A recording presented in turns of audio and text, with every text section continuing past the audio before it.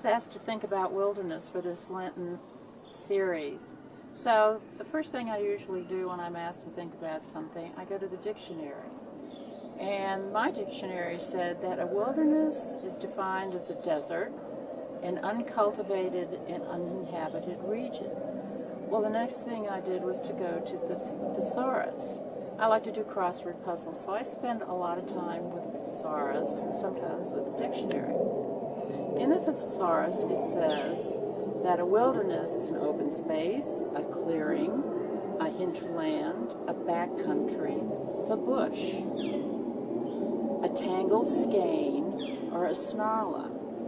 Well, the last two, I think of hair, and I think of my brain sometimes because it feels like a tangled skein and a snarla.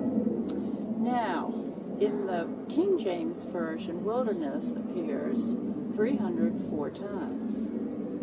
The word does.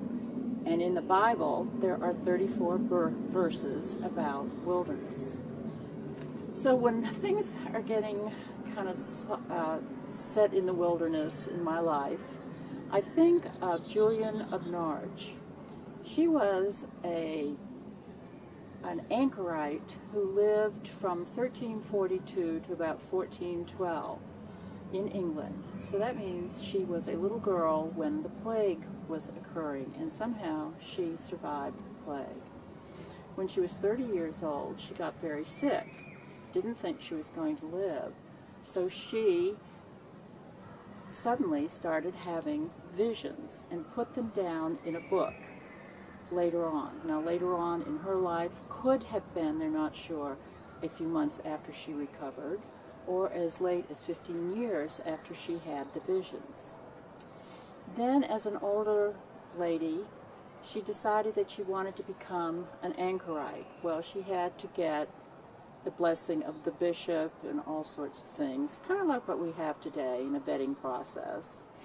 And they put all kinds of rocks in her way to make it seem that it was going to be a hard thing for her to do. Well, she finally passed all the questions and answered them correctly, and then she went through the ceremony of becoming an anchorite.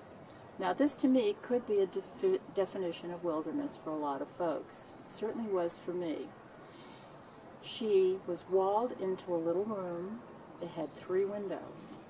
One window was called the squint, where she could look into the church. This little room was attached to a church in Norwich, England, in East Anglia, and that's where she could watch the church services going on. And then the second window was where her servant could pass food to her and take out the dirty dishes. And then the third window is where she could sit and people on the road could come and ask her questions. So she turned this wilderness into a lovely place of peace and wisdom. And if you were a passerby on the road and you happened to be passing by her window, she would talk to you. You could talk to her and get answers or comfort to whatever was bothering you. So her words, whenever I have been in the wilderness, have always helped me turn things right. And this is what she said. She finds strength, she said, I find strength and comfort in the words that the Lord has given me. And the words are, I can make all things well. I will make all things well.